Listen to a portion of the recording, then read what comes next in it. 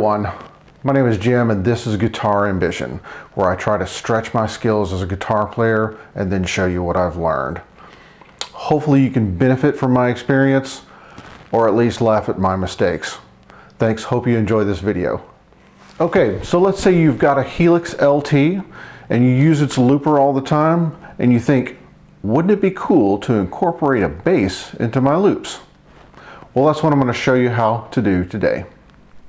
Okay, we are down here on the floor with the Helix LT, and I'm going to show you a little bit about what we've done to enable the bass and guitar to be involved in the looping. This is the configuration, the preset that I use to do the clip that you just saw.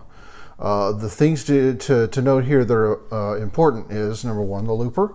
It's at the very end of the joined signal paths. Also, the signal path 1 is merged into signal path 2 right here. This is what this arrow right here does, and it comes in here. And the other path, this is the bass path right here, and it's got its own separate input. That's what the little blue arrows are.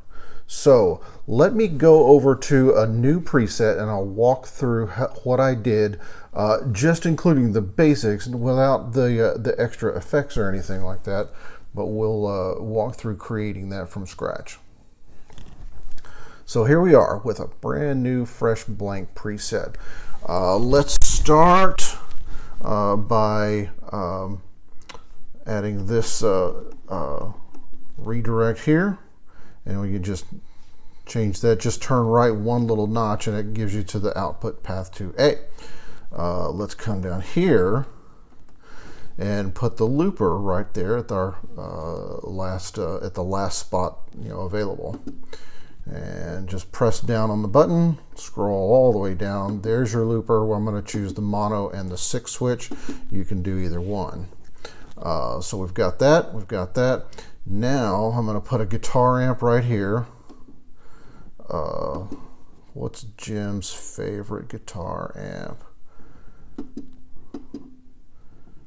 I'm not sure about the favorite, but the Tweed Blues Normal is one of my favorites. A very, very nice model of the 59 Bassman. So, and right here I'm going to put a bass amp. Scroll down to here. Choose bass and come down here and let's use an Agua 51. I think that's the model of the Aguilar, very well regarded amplifier. And then what I'm going to do to create another path, I'm going to click with the bass amp model selected. I'm going to do action, pull down. Now you've got your path created, your extra path. Now action again, you're finished. But it's not exactly right yet. What we need to do here is come to this merge little section. What I'm going to do is hit action, move that to the left so that it's before the looper. Okay, that's done. Now this, the split, what I'm going to do is I'm going to action, pull it down, and that creates a completely different signal path. So hit action again to complete that move, and put right here, I'm going to add by clicking on the joystick, and we're going to come almost all the way down to this end of return, and I'm going to choose mono return 1, and I'll show you where that comes in just a second. But that's selected, and there, the basic configuration is complete. The return 1 is like this. Let's see, can we see both of the things? No, let me zoom out. Okay, you'll see right here I've got my 2 input chords. The red chord is the bass, the tweed chord is my guitar, and what we're plugged into here is the guitar in, and this is one of the returns. So I picked return 1 like I did when I was configuring it. And there it is, return 1. Okay, let me zoom back in.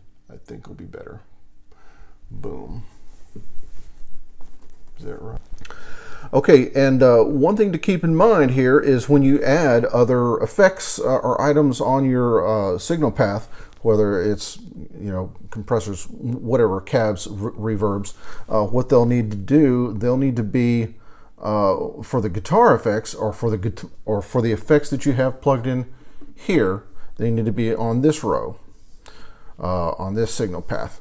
For the bass in this case, or for the second instrument right here, they're going to go on this bottom path, not on this middle path, because that's because the guitar signal goes through that. The guitar and the first signal will go through this line that's blank until it gets to the looper.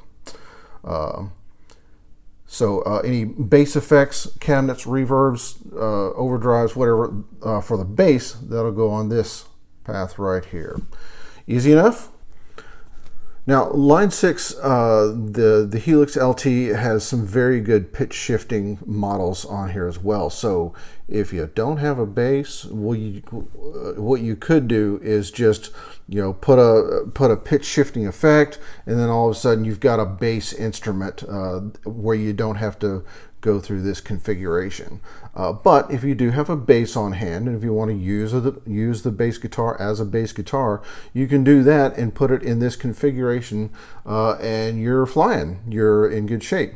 Another thing to consider is if you're going to be looping any two instruments, it doesn't have to be a bass and a guitar, but if you've got any two instruments that needs separate signal path and you want to have them in the same loop, then you can do this as well. So just use the guitar in for your main instrument, I guess, and then the secondary input for your other instrument.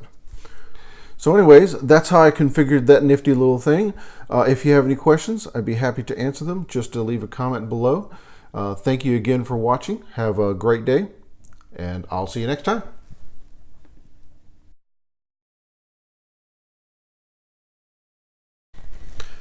Hello everyone, just a real quick addendum to the video you just watched with the dual path looper.